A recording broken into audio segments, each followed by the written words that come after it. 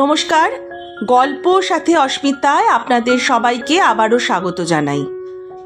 আজকে সুচিত্রা ভট্টাচার্যের লেখা ছোট গল্প সহেলি আপনাদের জন্যে।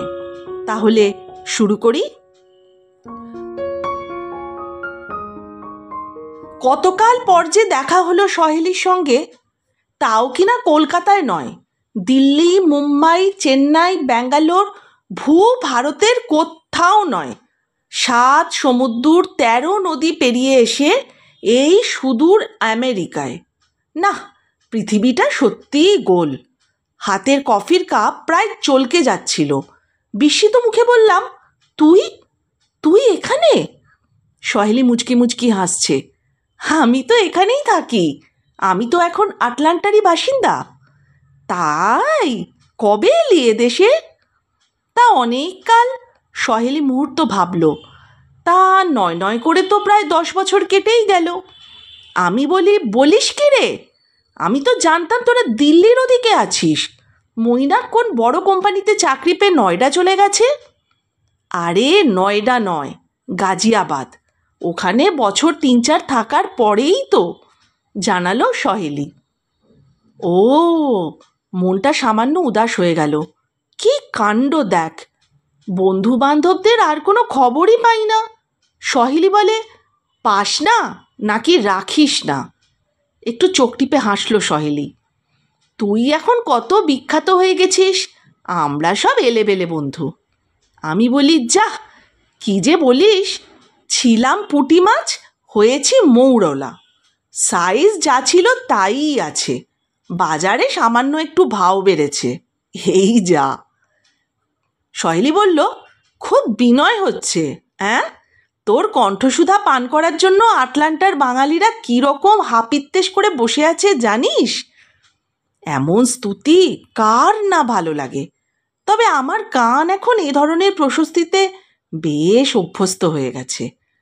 আবৃত্তিকার হিসেবে বাংলা জুড়ে আমার আজকাল যথেষ্ট নামডাক।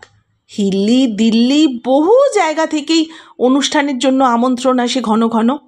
এবার আমেরিকাতে উড়ে আসাও ওই আবৃত্তির সুবাদেই। এসে দেখছি এই আটলান্টাতেও আমার ভক্তের সংখ্যা নেহাত কম নয়। অজস্র অটোগ্রাফ বিলোতে হচ্ছে, স্টলে স্টলে হু হু করে ক্যাসেট বিক্রি হচ্ছে আমার। এই তো এইমাত্র প্রোগ্রাম শেষ করে স্টেজ থেকে নামতেই প্রায় মবড হয়ে যাওয়ার উপক্রম। তবু ছোটবেলার বন্ধুর মুখে প্রশংসা শুনতে একটু তো লজ্জা করেই। প্রসঙ্গ ঘুরিয়ে বললাম, মনে আছে আমাদের কবে লাস্ট দেখা হয়েছিল? সহেলি বলে, নেই আবার? সেই যে রাকার বিয়েতে। কত বছর হলো বলতো? আমি বললাম, তা 15-16 তো হবেই। সত্যি রে, দিন যায় না ঝড় যায়। মনে আছে বন্ধুরা মিলে কি হুল্লোড়ি না করেছিলাম সেদিন? সারা রাত বাসর জাগা হলো। আমি বললাম, দারুণ জমেছিল। তোর পুচকেটাও তো আমাদের সঙ্গে তাল মিলিয়েছিল। সে আর মোটেই পুচকে নেই, বুবুন এখন রীতিমতো ম্যান, 20 বছরের যুবক, বলল সহেলি। আমি বললাম, তা তো হবেই। অডিটোরিয়ামের বাইরের লাউঞ্জ মতন জায়গাটায় ইতস্তত চেয়ার ছড়ানো। একটা চেয়ার টেনে বসলাম আমি। আমার মেয়েই তো দেখ না, প্রায় 14 হয়ে গেল। তুই কিন্তু একটা ফাউল করেছিস কাবেরী। সহেলি মুখোমুখি বসলো। ফুস করে বিয়েটা সেরে ফেললি, জানালিও না, নেমন্তন্নও করলি না। আমি খবর পেয়েছিলাম জয়ীর কাছ থেকে, তাও তোর বিয়ের মাস 4-5 পর। কাউকেই জানাতে পারিনি রে, আমি অপ্রস্তুত মুখে বললাম। এমন হচপচ করে বিয়েটা হয়েছিল। সহেলি বলল, হচপচ মানে খিচুড়ি? আমি বললাম, প্রায় সেরকম। প্রতীক কুমার তখন চুল উড় উড় করে ঘুরে বেড়াতেন আর দিস্তে দিস্তে কবিতা লিখতেন। নো চাকরি, নো রোজগার। কোন বাপমা ওরকম ভ্যাগাবন পাত্রর সঙ্গে বিয়ে দিতে রাজি হয় বল? অগত্যা গৃহত্যাগ এবং গাঁট ছড়া। ঠোঁট টিপে হাসলাম। পরে অবশ্য বাবা মা মেনে নিল। দিনক্ষণ দেখে নম নম অনুষ্ঠানও হলো, 7 পাক ঘুরেও নিলাম। এখন তো জামাইকে মা চোখে হারায়। টিভি খুললেই যখন তখন জামাইয়ের মুখ। জামাইও খুব দেখভাল করে। তোর বড় টিভি স্টার নাকি রে? সহেলি জিজ্ঞেস করে। আমি বললাম, তুই যেরকম ভাবছিস সেরকম নয়, দূরদর্শনে চাকরি করে, ওই প্রোগ্রাম প্রোগ্রাম কন্ডাক্ট। প্রতীককে ছোট করা হচ্ছে ভেবে তাড়াতাড়ি কথাটা সামলে নিলাম। অবশ্য কবি হিসেবেও প্রতীকের এখন খুব নামডাক। সহেলি বলল, বাহ, বর কবি, বউ আবৃত্তিকার, বউয়ের হাতে মাইক, বরের হাতে মিডিয়া। সহেলি ভ্রুভঙ্গি করল। ফ্যান্টাস্টিক জুটি বানিয়েছিস কিন্তু, একেবারে মেড ফর ইচ আদার। ইঙ্গিতটা ভালো লাগলো না। আমি যে নিজের জোরেই একটু একটু করে আবৃত্তির জগতে নাম করেছি, এ কথা লোকজনকে বিশ্বাস করানো যে কঠিন হয় এক এক সময়। প্রতীক কোনোদিনই আমার খুঁটি ছিল না, আমিও প্রতীককে সিঁড়ি কখনোই বানাইনি। পেশাগতভাবে সর্বদা আমরা যে যার জায়গায় থাকি, পরস্পরের পেশাকে সম্মান করি। তবে এত কথা সহেলিকে বলতে যাব কেন? আলগাভাবেই বললাম, আমার কথা বাদ দে, তোর খবর বল। ছেলে কি করছে রে? পড়ছে কলম্বিয়া ইউনিভার্সিটিতে, সহেলি বলল। আমি বললাম, ফাংশনে আসিনি? সহেলি বলল, না রে, প্রায় উইকেন্ডেই আসে, এ সপ্তাহে আসতে পারল না, সামনে সেমিস্টার এক্সাম, পড়াশোনার চাপ আছে খুব। আর তোর বর শ্রীমান মৈনাক? আছে তার মতো নিজের জগতে। তার মানে সেও আসেনি? আমি জিজ্ঞেস করলাম। সহেলি বলল, হয়তো এসেছে, হয়তো আছে এদিক ওদিক, ঠিক বলতে পারবো না। কথা সুরে কেমন যেন খটকা লাগলো, তবু হালকা চালেই বললাম, এখনও কি মৈনাক সেই আগের মতোই ফক্কর আছে, বিটকেল বিটকেল জোকস শোনায় আর নিজেই হেসে গড়াগড়ি খায়? সহেলি বলল, মানুষ কি চিরকাল একরকম থাকে রে? সহেলির মুখ যেন সহসা ম্লান, বিড়বিড় করে বলল, বদলে যায়, মানুষ বদলে যায়। আমি বললাম, মানে? সহেলি বলল, মৈনাক নিজেই এখন একটা জ্যান্ত জোক, নিষ্ঠুর ঠাট্টা। অজান্তেই ভুরু কুচকে গেল আমার। তাও ঠোঁটে একটা হাসি টেনে আলতো করে বললাম, কেন রে, মৈনাক কি এখন খুব কেজো হয়ে গেছে, ধূসর মানব, রামগরুর টাইপ? সহেলি বলল, একটু চুপ করে থেকে একটা ছোট্ট শ্বাস ফেলল, আমরা আর একসঙ্গে থাকি না রে। আমি অবাক হয়ে জিজ্ঞেস করলাম, সে কি, কেন? সহেলি বলল, বলছে না। সহেলি নখ খুঁটছে। আমি ডিভোর্স স্যুট ফাইল করেছি। স্তম্ভিত হয়ে গেলাম। বলে কি সহেলি? মৈনাক আর সহেলির প্রেম তো একসময় কিংবদন্তি ছিল। আমরা ঠাট্টা করে বলতাম, কিউ ইউ জুটি। সেই সহেলি ডিভোর্স করছে 44-45 বছর বয়সে, একসঙ্গে এতকাল ঘর করার পর, তাও কিনা এই বিদেশে এসে। প্রায় মধ্য বয়সে পৌঁছে কি এমন গণ্ডগোল হলো দুজনের? ঝপ করে জিজ্ঞেস করতে পারলাম না। একটা বয়সের পর পুরনো বন্ধুর ব্যক্তিগত জীবনে বেশি উঁকি দেওয়া বোধহয় ঠিক নয়। তাছাড়া আমরা তো আর এখনও সেই প্রথম যৌবনের সখীটি নেই। হুটহাট প্রশ্নবাণ হানতে সংকোচ হতেই পারে। তার উপর সময়ের পাঁচিল উঠে গেছে দুজনের মধ্যে, দীর্ঘ অদর্শনে তৈরি হয়েছে দূরত্ব। সহেলি চুপ মেরে গেছে। আমিও জোর করে কথা বাড়ানোর সুযোগ পেলাম না। কিছুক্ষণ পর সহেলি আবার স্বাভাবিক হলো। ঘড়ি দেখতে দেখতে বলল, 6টা বাজলো। কি করবি এখন? এখানেই বসে থাকবি? আমি বললাম, তাই তো ভাবছি, আলগা একটা আড়মোড়া ভাঙলাম। হোটেলে ফিরে গেলে হয়, জেটল্যাগ কাটেনি এখনও, ঘুম ঘুম পাচ্ছে। সহেলি বলল, এখনও জেটল্যাগ? কাল তো সারাদিন পড়ে পড়ে ঘুমিয়েছিস। আমি বললাম, তুই জানলি কি করে? কাল অফিস থেকে 2বার তোর হোটেলে ফোন করেছি, 2বারই সেম রিপ্লাই, সরি ম্যাডাম ঘুমোচ্ছেন, ডাকা বারণ। কি করব বল, তোদের আমেরিকা কি কম দূর? প্লেনেই তো বসে থাকতে হলো 18-20 ঘন্টা। কলকাতা থেকে দিল্লি, দিল্লি থেকে আমস্টারডাম, সেখান থেকে ডেট্রয়েট, ডেট্রয়েট থেকে আটলান্টা। জান একেবারে নিকলে গেছে বলেই একটু থমকালাম। তুই জানতিস আমি কোথায় উঠেছি? জিজ্ঞেস করলাম সহেলিকে। সম্মেলনের গেস্টরা কোথায় থাকবে জানা কি আর এমন কঠিন? তাছাড়া আমার স্পেশাল ইন্টারেস্টও ছিল। তুই? ছটফট করছিলাম কবে তোর সঙ্গে দেখা হবে। কালই তাহলে সোজা এলি না কেন হোটেলে? হয়ে উঠল না, অফিস থেকে বেরোতে লেট হলো। তাছাড়া সন্ধেবেলা 8:30টার মধ্যে আমার বাড়ি ফিরতে হয়। কেন, ওরকম বাঁধা টাইম কেন? আমি জিজ্ঞেস করলাম। সহেলি উত্তর দিল, আছে কারণ। অনেকক্ষণ পর সহেলি মুচকি হাসল। 8:30 থেকে 9টার মধ্যে আমার একটা ফোন আসে, ফোনটায় আমায় অ্যাটেন্ড করতে হয়। কার ফোন? আমি জিজ্ঞেস করলাম। সহেলি বলল, আছে একজন। অনেকক্ষণ পর সহেলি মুচকি হাসল। সহেলির ঠোঁটের এই রহস্যময় হাসি আমি ঠিক বুঝলাম না। সহেলি বলল, গেলেই দেখতে পাবি। এখন তোর বাড়ি যাব নাকি? আমি উদ্বেগের স্বরে জিজ্ঞেস করি। সহেলি বলে, অবশ্যই। আমি থাকতে আটলান্টায় এসে তুই হোটেলে থাকবি? আমি তো ডিসাইড করেই এসেছি, আজ তোকে হাইজ্যাক করে নিয়ে যাব। আমি অস্বস্তিতে পড়ে গেলাম। বললাম, যা, তা হয় নাকি? উদ্যোক্তারা এক ধরনের বন্দোবস্ত করেছে, তাদের বলে কয়ে হুট করে। সহেলি বলল, কিচ্ছু হবে না। এখানে কর্তা বলতে তো রথিন সেন, আমি রথিনদাকে ইন্টিমেট করে দিচ্ছি। বলেই আঁচল গুছিয়ে হনহনিয়ে অডিটোরিয়ামে ঢুকে গেল সহেলি। মিনিট 5 মধ্যে উচ্ছ্বসিত মুখে ফিরে এসেছে। চল চল, হোটেল থেকে তোর লাগেজ তুলে নিয়ে বেরিয়ে পড়ি। এখান থেকে আটলান্টায় তুই আমার কবজায়। উঠে পড়, উঠে পড়। এরপর কি আর না বলা যায়? আমিও না বলতে পারলাম না। তবে মনে মনে আমার ভালোই লাগছিল। এখানে এসে হোটেল বাস মোটেই আমার মনোপ্পুত হয়নি। জীবনে এই প্রথম আমার বিদেশ সফর। এরা তুলেছে এক 70 তলার জাম্বো হোটেলে। ওখানে থাকা কি আমার পোষায়? তার থেকে বন্ধুর বাড়ি ঢের ঢের আরামের। প্রকাণ্ড এক কম্পাউন্ডের ভূগর্ভে অডিটোরিয়াম। দুবার এসকালেটর চড়ে উঠলাম পৃথিবীতে। বাইরে এসে দাঁড়িয়েছি মুক্ত হাওয়ায়। সামনে প্রশস্ত চাতাল, চাতাল পেরিয়ে রাস্তা, ওপারে অতিকায় হোটেল, পাশে বিশ্ববিখ্যাত CNN-এর সদর দপ্তর। সেও এক প্রকাণ্ড বাড়ি। আমেরিকানরা বুঝি কোনো কিছুই ছোট বানাতে পারে না। সহেলি গাড়ি রেখেছে বেশ খানিকটা দূরে। ফুটপাত ধরে হাঁটছি দুজনে। রাস্তার গায়ে একটা পার্ক পড়ল। এই পার্কেই নাকি আটলান্টা অলিম্পিকের সময় বোমা ফেটেছিল। এখন সেখানে কনসার্ট চলছে জোর উদ্দামে, নাচা গানা চলছে, এক দঙ্গল কৃষ্ণাঙ্গ তরুণ তরুণী। একেই কি বলে ছবি বদলে যাওয়া? কালো মেয়েদের সাজ পোশাকও ভারী মজাদার। প্যান্ট পরেছে না প্যান্টই বোঝা দেয়। ঊর্ধ্বাঙ্গ প্রায় টপলেস, চুলে নানান বর্ণের অজস্র সরু সরু বিনুনি, ফাঁক দিয়ে দিয়ে মাথার খোল দৃশ্যমান।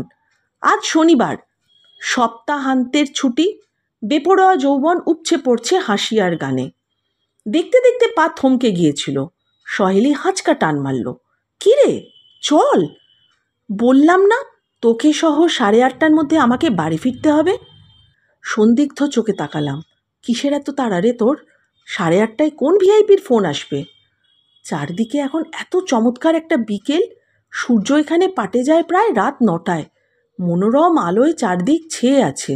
শেষ বিকেলের সেই আলোতে ক্ষণিকের জন্য উদ্ভাসিত হলো সহেলির মুখখানা। বুবুনি এখন আমার ভিআইপি, আমার একমাত্র সম্বল। শুধু ওর জন্যই না এখন আমার বেঁচে থাকা।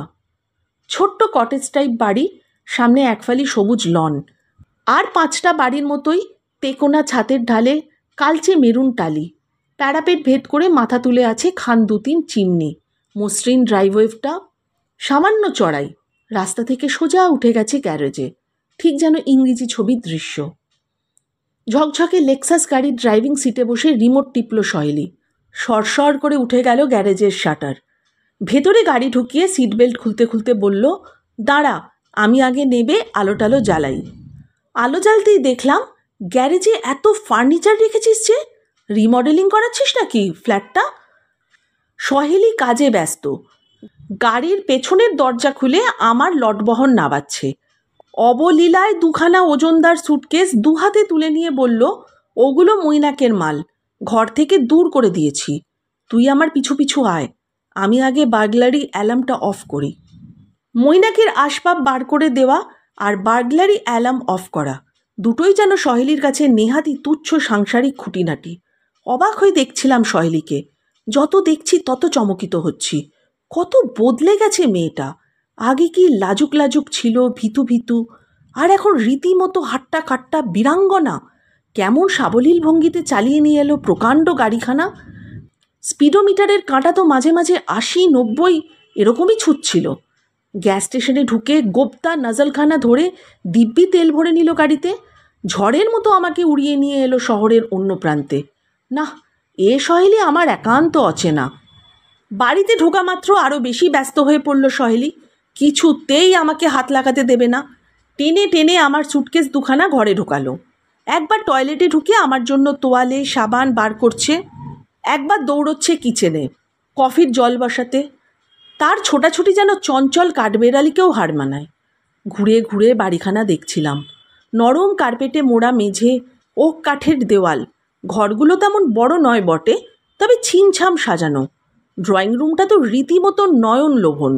কোনায় কোনায় কাগজের ফুলের চমৎকার ঝাড়, দেয়াল বেয়ে লতিয়ে উঠেছে পাতাবাহার। শোকেশে চমৎকার সব কিউরিও, শরীর ডুবিয়ে দেওয়া সোফা, সুদৃশ্য সেন্টার টেবিল। শোকেশের মাথায় ছেলের ছবিও রয়েছে, ফ্রেমে বাঁধানো। সহেলি কফি নিয়ে এসেছে। ধুমায়িত কাপ হাতে ধরিয়ে দিয়ে জিজ্ঞেস করল, কিরে, কেমন দেখছিস আমার সংসার? আমি বললাম, মার্ভেলাস। তোর অসুবিধা হবে না তো এখানে? আমি বললাম, কিসের অসুবিধে?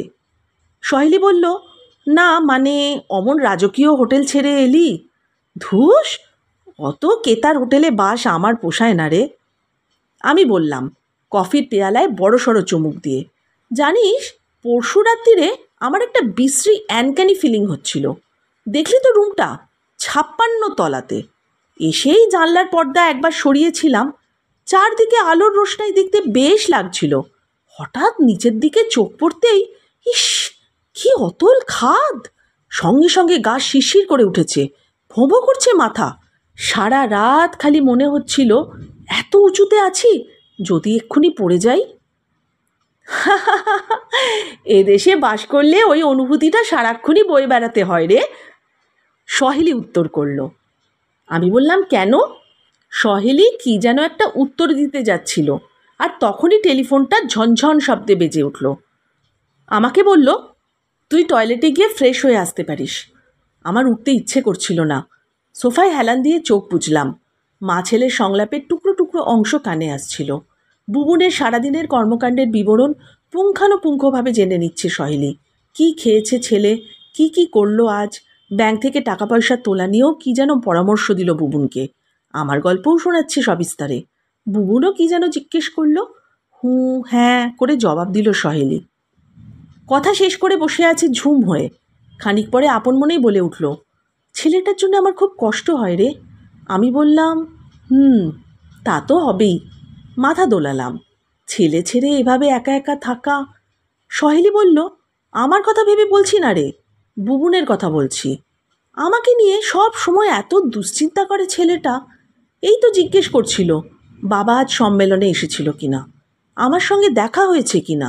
সর্বক্ষণই আতঙ্ক, এই বুঝি মইনা কামাই কোনো অপমান করলো। চোখের সামনে দেখেছে তো আমাকে কি যন্ত্রণাটাই সহ্য করতে হয়েছে। সহেলি নাক টানল।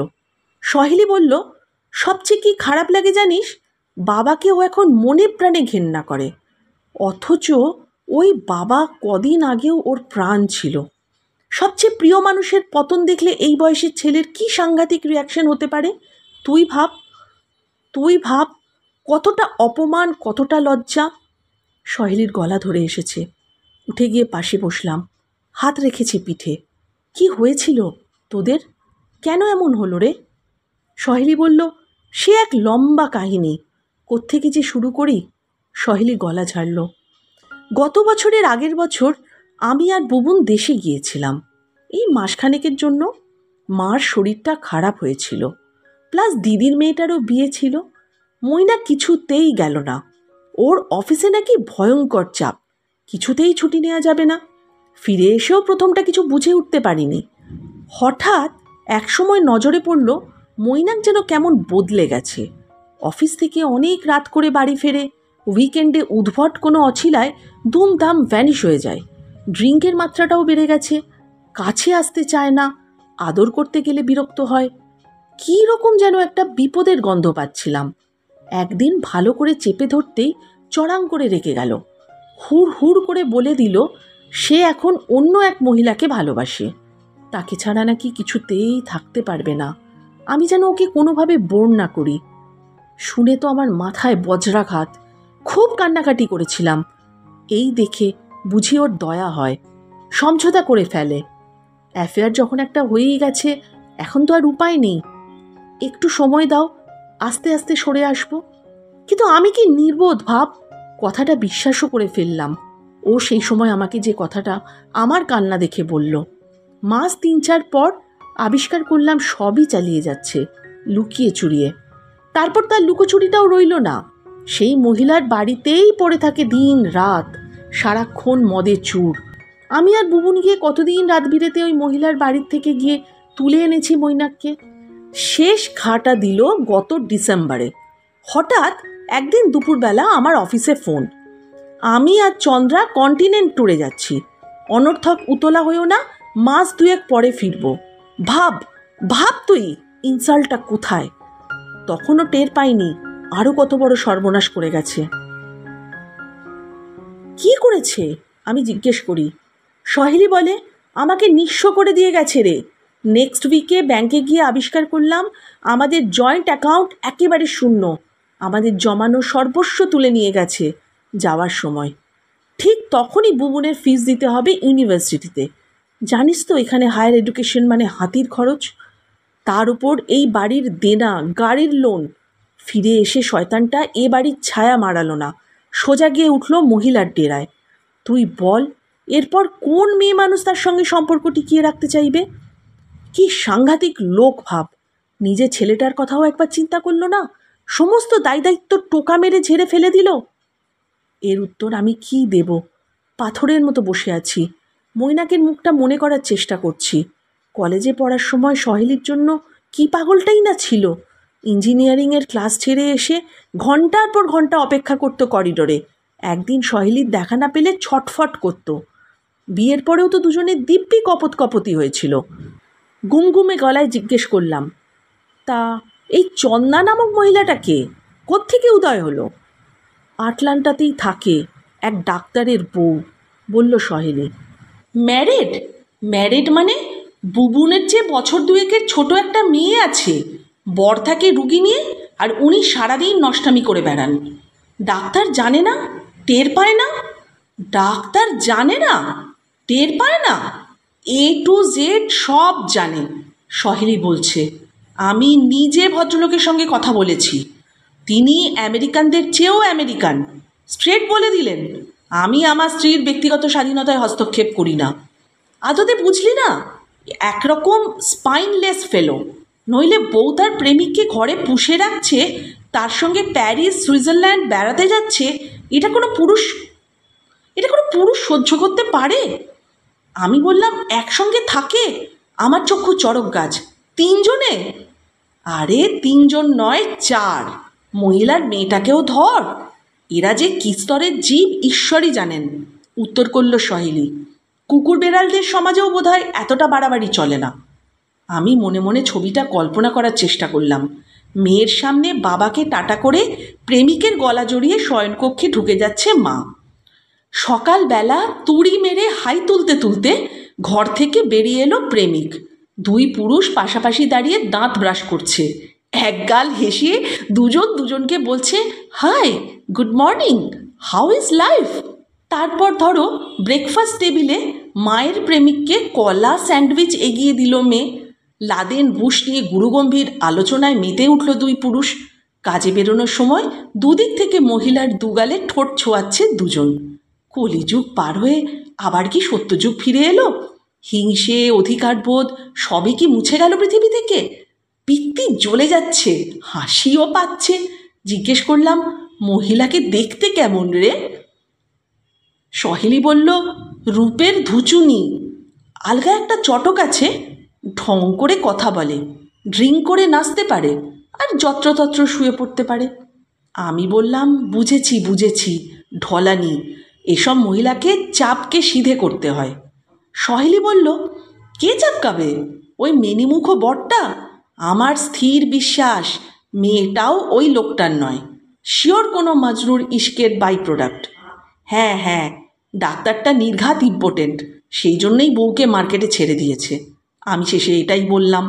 সহেলি বলল, হয়তো, কিন্তু আমার সংসারটা তো ছাড়খাড় হয়ে গেল বল। বুবুন যে বুবুন, সেও মৈনাককে কত বুঝিয়েছে, বাবা এরকম করো না, সুস্থ জীবনে ফিরে এসো। কে শোনে কার কথা? ওই মহিলা কি যে জাদু করল, আমার যে কি নেই বল। সহেলির স্বর ক্রমশ ডুবে গেল, আমিও নীরব। বাতাবরণে চড়িয়ে যাচ্ছে বিষণ্ণতা, ঠান্ডাটাও যেন বেড়ে গেছে হঠাৎ। ঘরের উজ্জ্বল বাতি সহসা ম্রিয়মাণ, নৈশব্দের চাপে কুঁজো হয়ে গেছে সহেলি। 2 আঙুলের রগ টিপছে নত মুখে। দেওয়ালের মিউজিক্যাল ঘড়িতে সুর করে 10টা বাজল। সহেলি চমকে তাকিয়েছে, তড়াক করে উঠে দাঁড়ালো, অপ্রস্তুত হেসে বলল, ধ্যাত, যত সব ফালতু কথা নিয়ে বসেছি। রাতে কি খাবি বল তো, চটপট রান্না চড়িয়ে দিই। ভার মুখে বললাম, কিচ্ছু করতে হবে না। সহেলি বলল, সে কি রে, খাবি না? আমি বললাম, ওই একটু সেদ্ধ ভাত বসিয়ে দে না। ধুর, তাই আবার হয় নাকি? তোকে গ্র্যান্ড ডিনার থেকে তুলে নিয়ে এলাম, আর তাছাড়া ওসব নিয়ে আর মন খারাপ করে কি করবি বল? সম্পর্কটা তো চুকিয়েই দিচ্ছি। সহেলি আবার আগের মতো স্বচ্ছন্দ স্বাভাবিক, হাত ধরে টানছে আমায়। আয় আয়, ফ্রিজ খুলে পছন্দ কর কোন মাছটা খাবি। সহেলির কিচেনটা খুব সুন্দর, সেখানে কি আছে আর কি নেই। Fridge, cooking range, dishwasher, micro oven, washing machine, সব কিছু রেখেও কতখানি ফাঁকা জায়গা। ডাইনিং টেবিলটাও পড়ে আছে একধারে। সহেলির ফ্রিজে মাছের সাজ দেখে আমার তো চোখ ছানা বড়া। মাছের তো বাজার বসিয়ে দিয়েছিস রে, পাবদার কি সাইজ! রে বাবা, আমেরিকাতে এত বড় বড় পাবদা পাওয়া যায়? হু বাবা, এ হলো সব পেয়েছির দেশ, সহেলি মাথা দুলিয়ে দুলিয়ে বলে। দুনিয়ার সমস্ত সেরা জিনিস আগে এখানে চালান হয়। এই টাইগার প্রনগুলো কোথাকার বলতো? ফ্রম বসিরহাট। পাবদাও হয়তো দেখ ক্যানিংয়ের। এত দূরে এসে ক্যানিং বসিরহাটের মাছ খাবো? খোদ আমেরিকার কিছু নেই? বাফেলো চলবে?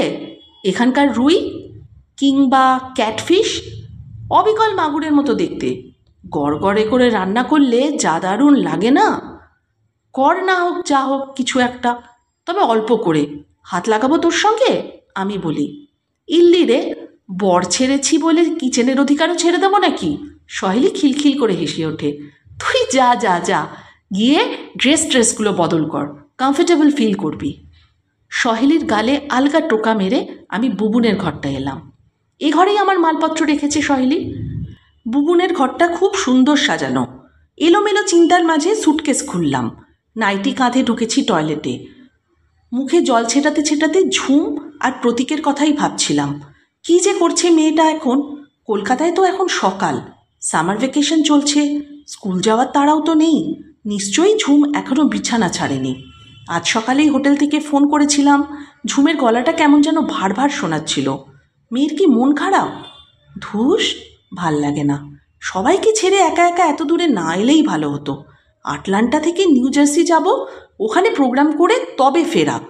এখনও প্রায় 15 দিন। প্রতীক নিশ্চয়ই হাঁপ ছেড়ে বেঁচেছে।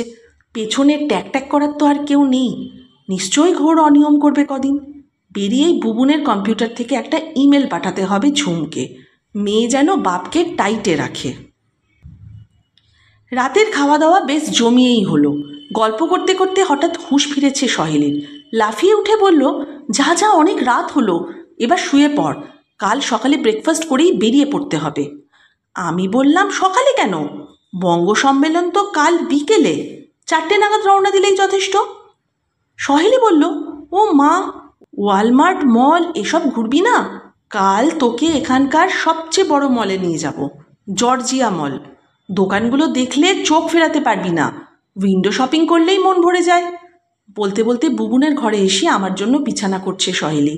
বালিশ চাদর সাজাতে সাজাতে চোখ নাচালো। একা ঘরে শুতে পারবি তো? আমি বললাম, আহা, হোটেলে তো একা ঘরেই ছিলাম বাপু। সহেলি বলল, আমার সঙ্গে লেটে যেতে পারিস, তবে সারা রাত ঘুম হবে না। আমি যা নাক ডাকি না, ঠাট্টা জুড়লাম।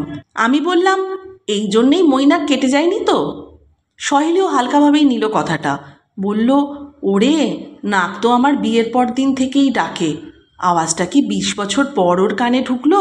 মৈনাকের তো তাহলে বলতে হয় গন্ডারের গান। দুজনেই হাসিতে ফেটে পড়লাম। হাসতে হাসতেই চলল সহেলি নিজের ঘরে। এপাশ ওপাশ শুয়ে আছি, আমারও ঘুম আসছে না। কলকাতা এখন দুপুরে পা রাখছে। আমার বায়ো ক্লক এখনও আটলান্টা রপ্ত হয়নি। ডাকলেই নিদ্রা দেবী আর আসবেন কেন? খানিকক্ষণ এপাশ ওপাশ করে উঠে পড়লাম। তেষ্টা পাচ্ছে। কিচেন থেকে জল খেয়ে এসে সহেলির ঘরের সামনে দাঁড়ালাম একটু। কান পাতলাম দরজায়। নাসিকা গর্জন শুরু হয়েছে কি? হুম, কোনো শব্দ নেই। সহেলি কি ঘুমোয়নি তাহলে এখনো? মৃদু ঠেললাম দরজাটা। ঘরের নীল রাতবাতি, স্বপ্ন স্বপ্ন পরিবেশ। বিছানায় চোখ পড়তেই ডাবল বেড খাটে সহেলি পাশ ফিরে শুয়ে।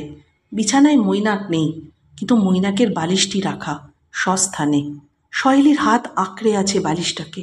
আমার বুকটা মুচড়ে উঠল। পরদিন বঙ্গ সম্মেলনে পৌঁছতে প্রায় 6টা বেজে গেল। সকাল থেকে প্রচুর হুটোপুটি হয়েছে, এ দোকান ও দোকান, এ বাজার সে বাজার। জর্জিয়া মল ঘুরতেই তো আমার কোমর ব্যথা হয়ে গেল। তাও বেরোতে ইচ্ছে করছিল না, মনে হচ্ছিল আরও দেখি। দোকানদারগুলোর কি পাহাড়, চোখ ফেরানো যায় না। যেমন বিশাল তেমন বর্ণাঢ্য। ঘুমের জন্য দুখানা ড্রেস কিনে ফেললাম। প্রতীকের জন্য চমৎকার একটা ঘড়ি। সহেলি জোর করে আমাকে একটা দামি পারফিউম কিনে দিল। ঝুমের জন্য এক গাদা কসমেটিক্স। তবে আমায় সব থেকে বেশি টেনেছে ডলার শপগুলো। এ যেন নীলামলা 6 আনা, যা নেবে তাই ডলার। কত যে টুকিটাকি জিনিস $1 মিলে যায়। দেশে ফিরে অনেক কি উপহারে বিলোতে হবে। ডলারটির চেয়ে সস্তায় এদেশে আর কোথায় কি মিলবে। লোভে পড়ে সাবানই কিনে ফেললাম 2 ডজন। লিপস্টিক, নেলপালিশ আর ছোটোখাটো খেলনায় ভরিয়ে ফেললাম ব্যাগ। তাও দাম মেটাতে গিয়ে গা কিসকিস করছে। $1 মানে প্রায় 50 টাকা। কলকাতার হিসেবে নেহাত কম নয়। বাজার টাজার সেরে মেক্সিকান রেস্তোরাঁয় টাকো স্যালাড আর চিমি চাঙ্গা সাঁটিয়ে ঊর্ধ্বশ্বাসে ছুটে আসা। দুজনেই হাঁপাচ্ছি রীতিমতো। অডিটোরিয়ামে যাওয়ার জন্য এসকেলেটারের ধরে নামছি। হঠাৎই সহেলি আমার কবজি ঘামচে ধরল। ওই দেখ ওরা এসেছে। কারা? মৈনাক আর চন্দ্রা। সত্যি তো, এক্সিবিশন হলের সামনে দাঁড়িয়ে কার সঙ্গে যেন হাত মুখ নেড়ে কথা বলছে মৈনাক। পরনে কাঁথা স্টিচের কারুকাজময় এক তসর পাঞ্জাবি, আলিগড়ি পায়জামা। বেশ মোটা হয়ে গেছে মৈনাক, চুল কমে এসেছে। মধ্যপ্রদেশ স্ফীত, তবু চিনতে অসুবিধে হয় না। মানুষের বাইরেরটা আর কতটুকুই বা বদলায়। মৈনাকের পাশেই পরনে ঢাকাই শাড়ি, পায়ে হাই হিল। ওই মহিলাই কি চন্দ্রা দেবী?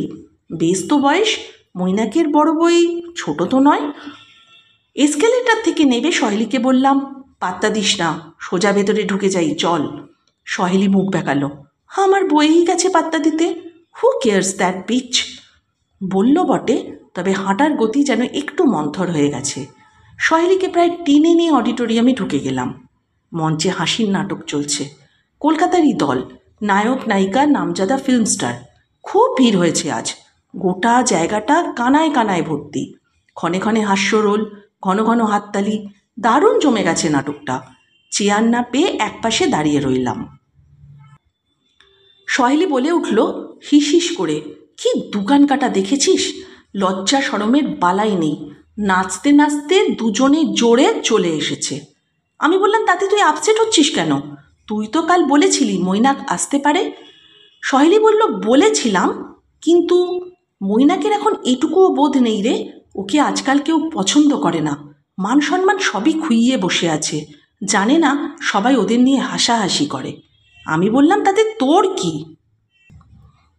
সহেলি ফুঁসতে লাগলো, নাক ফুলছে, চোখ জ্বলছে। আমারও বিশ্রী লাগছিল। হঠাৎই উদ্যোক্তাদের একজন দেখতে পেয়েছে আমাকে, এগিয়ে এসেছে। কি খবর কাবেরীদি, কোথায় ছিলেন? নিজেকে স্থিত করে মুখে হাসি ফোটালাম। এই তো আপনাদের শহরটা একটু দেখছিলাম। আপনাকে সুবীরদা অনেকক্ষণ ধরে খুঁজছেন। সুবীরদা মানে সুবীর হালদার, বিখ্যাত কবি। সুবীরদার বেশ কয়েকটা কবি আমি আবৃত্তি করি। এক ধরনের চার্ম আছে কবিতাগুলোয়, শ্রোতাদের সরাসরি বিদ্ধ করে। আবৃত্তির সূত্রেই সুবীরদার সঙ্গে মোটামুটি সৌহার্দ্যের সম্পর্ক গড়ে উঠেছে আমার। জিজ্ঞেস করলাম, কোথায় সুবীরদা? ওই তো এক্সিবিশন রুমে বুক স্টলে বসে আছেন, ওই উদ্যোক্তা বললেন। সহেলিকে বললাম, দাঁড়া একবার দর্শন দিয়ে আসি। যেতেই সুবীরদা বলল, আমার উপর ভরসা করে প্রতীক তোমায় ছেড়ে দিল। বারবার করে বলে দিয়েছিল আমার বউটাকে একটু দেখবেন দাদা, বিদেশ বিভুঁয়ে হারিয়ে না যায়। আর তুমি আমায় ডজ মেরে নিপাত্তা হয়ে গেলে। আমি বললাম, ধ্যাত, নিপাত্তা হব কেন, এক বন্ধুর বাড়িতে আছি। সুবীরদা বলল, হ্যাঁ শুনলাম, কাল সন্ধেবেলা তোমায় একজন ইলোপ করে নিয়ে গেছে। সুবীরদার কথা বলার ধরনটাই এরকম। হাসতে হাসতে বললাম, দেখছেন তো সশরীর বর্তমান, বলুন কি আজ্ঞা আমার জন্য। পরশু তো নিউ জার্সির ফ্লাইট, মাঝে তো মাত্র একটা দিন, কি করছো কাল? সুবীরদা বলল। আমি বললাম দেখি, মানে কাল এখনো। সুবীরদা বলল হেলেন যাবে? আমি বললাম কোথায়? সুবীরদা বলল হেলেন, হেলেন, আরে ড্যান্সার নয়, বিচ, মানে সি বিচ। কাল ভোরে স্টার্ট করে রাতে ফিরে আসবো, জাস্ট ওয়ান ডে স্পেন্ড। খেয়াল করিনি পাশে ক্যাসেটের স্টলে মৌন মুখর দাঁড়িয়ে। ভারী সুন্দর রবীন্দ্রসঙ্গীত গাইছে আজকাল মৌন, বেশ কিছু ক্যাসেট বেরিয়েছে। ছেলেটির ব্যবহারটিও বড় মধুর, কথাবার্তায় এতটুকু চালবাজি নেই। চলুন না। মৌন মুখর হলো, বলল চলুন না কাবেরীদি, আমরা একসঙ্গে যে কজন এসেছি সবাই যাচ্ছি। রথিনবাবু দুটো গাড়ির ব্যবস্থা করে দিয়েছেন। সুবিদ্যার স্বর ফের গমগমিয়ে উঠল। এত করে বলার কি আছে, কাবেরী নিশ্চয়ই যাবে। ওকে ছেড়ে গেলে প্রতীক আমায় আস্ত রাখবে? বটেই তো, বটেই তো। সুবীর হালদার সঙ্গে থাকলে সব মহিলার স্বামী নিশ্চিন্ত থাকে। ক্রমাগত আদি রসাত্মক জোক শোনাবে, বোতল সেবন করে বেহেড হয়ে যাবে। মাঠে কি কবিমহলে সুবীর হালদারের নাম আলু সুবীর? মুখটা কাঁদো কাঁদো করে বললাম, আমায় ছেড়ে দিন সুবীরদা। আমার বন্ধু কাল আমায় নিয়ে বেড়াতে যাবে বলে অফিস থেকে ছুটি নিয়ে রেখেছে। তা মেয়ে বন্ধুর সঙ্গে ঘুরে আনন্দ পাবে? কি করি বলুন তো, এত করে বলেছে, একদম সেই ছোট্টবেলাকার বন্ধু। আমি উত্তর দিলাম। সুবীরদা বলল, বেশ। ধুতি পাঞ্জাবি পরা সুবীরদা আমেরিকান কায়দায় কাঁধ ছাকালো। পকেট থেকে একটা নস্যির ডিবে বের করে নস্যি ঠুকছে নাকে। মুখ চোখ লাল করে ভোম হয়ে রইল একটু। তারপর নাক টানতে টানতে বলল, যা খুশি করো, এসেছো স্ট্যাচু অফ লিবার্টির দেশে, তোমার তো এখন অখণ্ড স্বাধীনতা। সুবীরদা চটেছে কি, প্রলেপ দেওয়ার জন্য প্রসঙ্গটা ঘুরিয়ে দিয়ে বললাম, আপনি আবার নস্যি ধরলেন কবে থেকে? করবোটা কি, কোথাও যে সিগারেট খেতে পাচ্ছি না। কি খেঁচা কলেজে পড়েছি, কমোডে বসে সুখ টান দেবো সে উপায়ও নেই। হোটেল রুমে স্মোক ডিটেক্টর লাগানো। বেশ মজার ব্যাপার। তা আমি বললাম, কেমন লাগছে আটলান্টা? মন্দ কি? হঠাৎই মৈনাকের মুখোমুখি। মৈনাক আমাকে দেখে বলে, কি কেমন আছো? আমি বললাম ভালো। মৈনাক বলল, শুনলাম তুমি নাকি আমাদের বাড়িতে উঠেছ। আমি বললাম, তোমাদের বাড়ি? ব্যঙ্গ ফুটে উঠল গলায়। তুমি তো সেখানে থাকো না। একটুও থতমত খেলো না মৈনাক, অবলীলায় বলল, থাকি না থাকি, বাড়িটা তো কিনেছিলাম আমি। আমি বললাম, তাই নাকি? আমি তো অন্য কথা জানি। তুমি বাড়িটা লোনে কিনেছিলে, বছর দেড়েক হলো ইনস্টলমেন্ট দেওয়া বন্ধ করেছ। গোটা দেনাটা সহেলি নিজের কানে তুলে নিয়েছে। ও বাড়ি তো এখন সহেলির। এবার নাড়া খেয়েছে মৈনাক। শ্লেষের সুরে বলল, তোমার বন্ধু তো সব উগরে দিয়েছে দেখছি। আমি বললাম, তুমি কি ভেবেছিলে চেপে চেপে রাখবে? তোমার কীর্তির সুবাস গোটা মহাদেশেই ছড়িয়ে পড়েছে। মৈনাক বলল, একতরফা কথা শুনে ওপিনিয়ন তৈরি করো না কাবেরী। আমি বললাম, তোমারও বুঝি কিছু সাফাই আছে? মৈনাক বলল, অফকোর্স আছে। এত বছর ঘর করেও কেন বিয়ে ভাঙে, কেন অন্যদিকে মন যায়, সেটা কখনো ভেবে দেখেছ? নিশ্চয়ই কোনো গ্যাপ তৈরি হয়েছিল। আমি বললাম, কিসের গ্যাপ? বউ ছেলে নিয়ে আমেরিকায় সেটেল করবে বলে দেশ ছেড়ে চলে এলে, দুজনে দিব্যি চাকরি বাকরি করে গাড়ি বাড়ি করছিলে। তোমাদের এত সুন্দর একটা ছেলে, কিসের অভাব ছিল তোমার মৈনাক? মৈনাক বলল, তুমি বুঝবে না। আমি বললাম, বোঝাও। মৈনাক বলল, টাকা পয়সা ঘর সংসার ছাড়াও পুরুষ মানুষের আরেকটা জিনিসের প্রয়োজন হয়। She lacked in that department. তোমার বন্ধুর মধ্যে সেই প্যাশন কোথায়?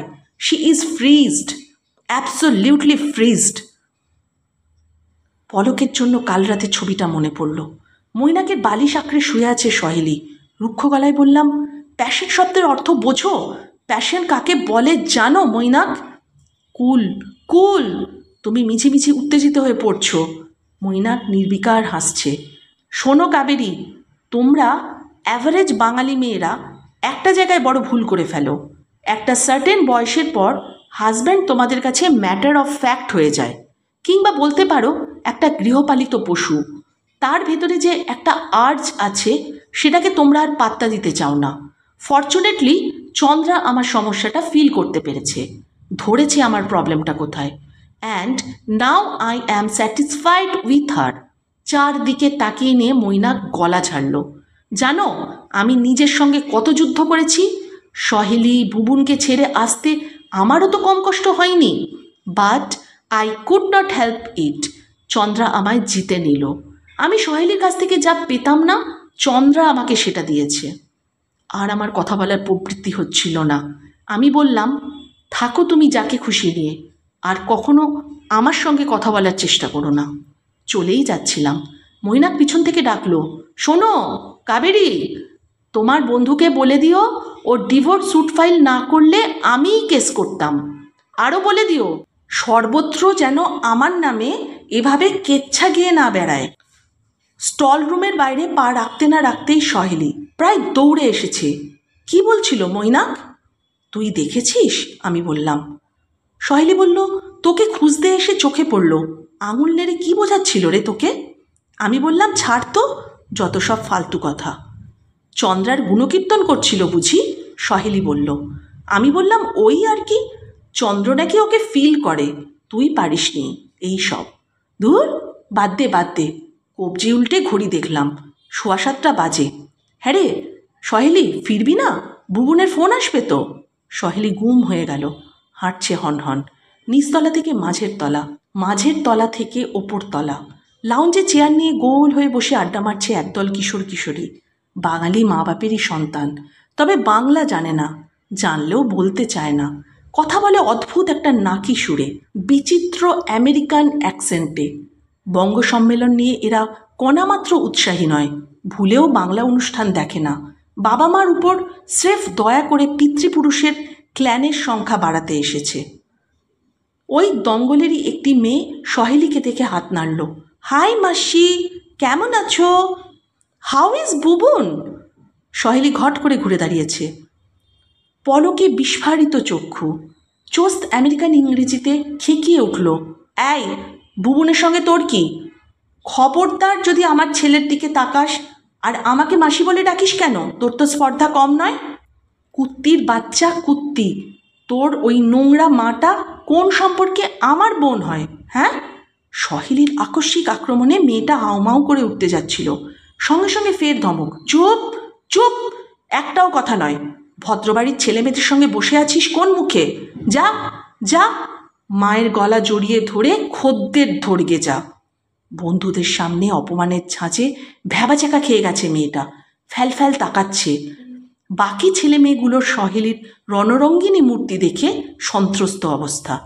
মেঝেয় পা ঠুকছিল সহেলি, গড়গড় করছিল। আমি টানতে টানতে বাইরে নিয়ে এলাম সহেলিকে। রাস্তায় এসে বললাম, তুই কি পাগল হয়ে গেলি? সহেলি নিরুত্তর। মেয়েটাকে ওভাবে বললি কেন? যেমনই হোক ওর কি দোষ? মার ওপর ঝাল মেয়ের ওপর কেন ঝাড়বি? তাছাড়া মেয়েটা কত ছোট। সহেলি খপ করে আমার হাতটা চেপে ধরল, করুণ মুখে বলল, কেন ওরকম বললাম বলতো? সত্যি কি আমার মাথা খারাপ হয়ে গেছে? তাই তো মনে হচ্ছে। আমি বললাম ওকে, এত উত্তেজিত হচ্ছিস কেন তুই? ছি ছি ছি ছি ছি। সহেলি অস্থিরভাবে মাথা ঝাঁকাচ্ছে। বাচ্চা বাচ্চা ছেলে মেয়েগুলোর সামনে। বরুণ সংঘমিত্রার ছেলেটা ছিল, দেবলদার মেয়ে, ওরা কি ভাবলো আমার সম্পর্কে? গিয়ে নিশ্চয়ই বলবে বাড়িতে। এ আমি কি করলাম কাবেরী? পিঠে হাত রাখলাম সহেলির, নরম গলায় বললাম, শান্ত হ, শান্ত হ, শান্ত হ। আর কখনো পাবলিকলি মাথা গরম করিস না, এতে তো নিজেরই মানটা যায়, তাই না বল? সহেলি কি বুঝলো কে জানে, হাঁটছে ধীর পায়। টের পাচ্ছি একটা ঝড় চলছে ওর ভেতর। গাড়িতে ওঠা পর্যন্ত একটা কথাও বলল না, ড্রাইভিং সিটে বসে আছে নিশ্চল। রাত্রিরে আমার ভালো করে ঘুম এলো না, ছেঁড়া ছেঁড়া ভাবনা পাক খাচ্ছিল মাথায়। সহেলিকে কেমন প্রহেলিকার মতো লাগছিল। মানুষের মন সত্যিই কত জটিল ধাঁধা। যে মৈনাক সহেলিকে লাথি মেরে চলে গেল, তার জন্য এখনও কেন এত ছটফটানি? নিজেই বিচ্ছেদের মামলা এনেছে, অথচ কিছুতেই মন থেকে ছাড়তে পারছে না মৈনাককে। আমি হলে তো ওরকম বরের আর মুখ দর্শন করতাম না। সহেলি কেন এত দুর্বল হয়ে পড়েছে? সহেলি কেন এত উত্তেজিত হয়ে পড়ছে? কখন ঘুমিয়ে পড়েছি জানি না।